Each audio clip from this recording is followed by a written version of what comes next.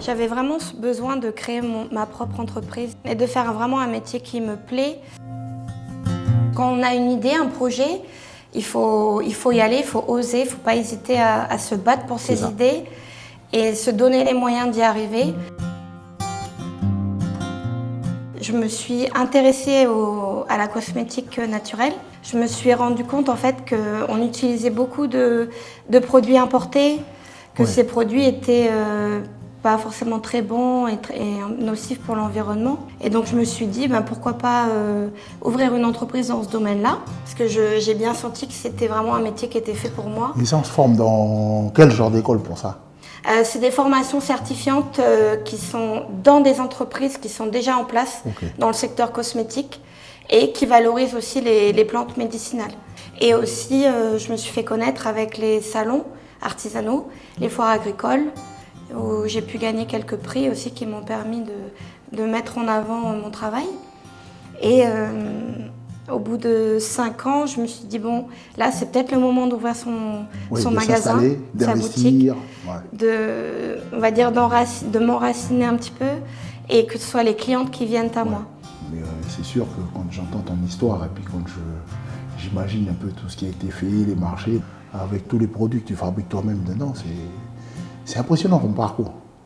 J'espère que les jeunes qui te verront, ils pourront se dire, quand on a un objectif ou quand on a des rêves, faut y aller, quoi. J'aimerais bien que tu me montres un peu ce que tu as dans ton magasin, qu'est-ce qu'il y a, c'est les étals, et que tu m'expliques un peu. Ici, nous avons tout ce qui est bougies parfumées. J'accueille aussi des artisanes calédoniennes dans ma boutique. Ah ça, j'avais vu ça. Donc je soutiens les artisans et les artisanes particulièrement. Ici, c'est la petite nouveauté, ce sont des petits accessoires que je moule moi-même, donc en gesmonite, qui est une sorte de plâtre. Et ensuite, ici, vous avez la partie cosmétique, donc qui est le cœur de mon métier et le cœur de mes formations.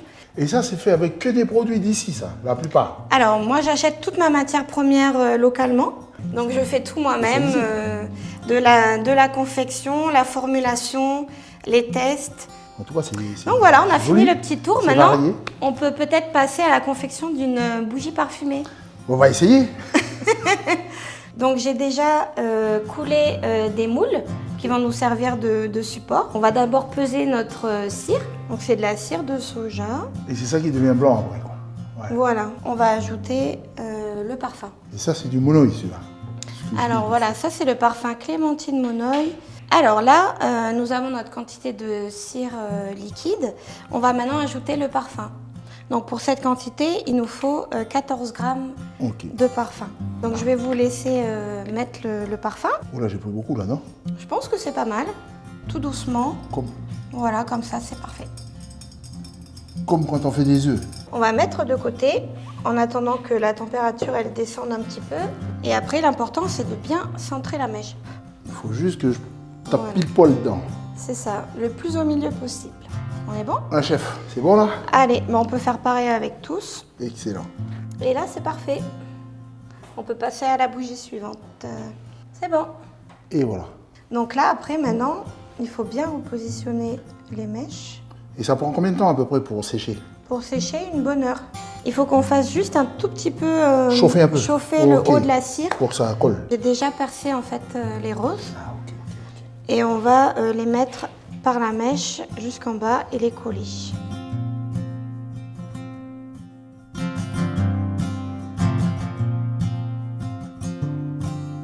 Est-ce que vous voulez couper la mèche? Je vais essayer. Parfait.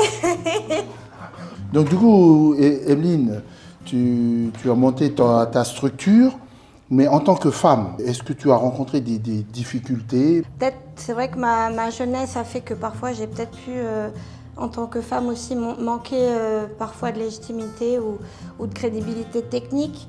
Il a fallu vraiment que je montre que j'avais appris, que je m'étais formée et que ça ne s'est pas fait en un claquement de doigts en fait. J'ai un peu ce côté, cette sensibilité-là, des atouts au niveau relationnel qui fait que j'ai pu développer mon entreprise. C'était vraiment éviter quelque part. Une force, oui. Ouais, en tout cas dans le domaine de la bougie et de la cosmétique, par rapport à, c'est vrai, peut-être d'autres secteurs d'activité où être une femme, ça peut être parfois des fois limitant en termes de légitimité de faire ce qu'on fait. En tout cas, je te souhaite d'y arriver. Merci. Mais je suis même sûr que tu vas y arriver. Merci beaucoup. Merci beaucoup. Je suis agréablement surpris à plusieurs niveaux.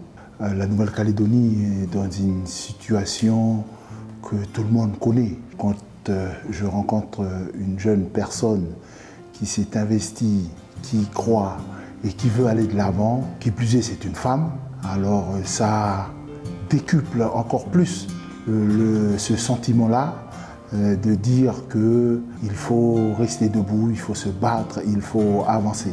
C'est un message qu'elle nous donne à tous les Calédoniens, qu'elle donne particulièrement aux femmes de la Nouvelle-Calédonie, qu'elles soient jeunes et moins jeunes, quand elles ont un projet, quand elles y croient, quand elles ont des convictions, il faut avancer, il faut chercher, il y a de l'aide, il y a de l'accompagnement, il y a du soutien.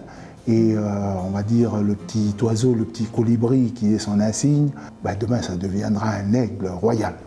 Voilà. Et donc je repars avec cette image-là de quelqu'un qui veut se battre et puis on va dire qui donne confiance. Et c'est un beau message que la jeunesse donne aux adultes. Merci.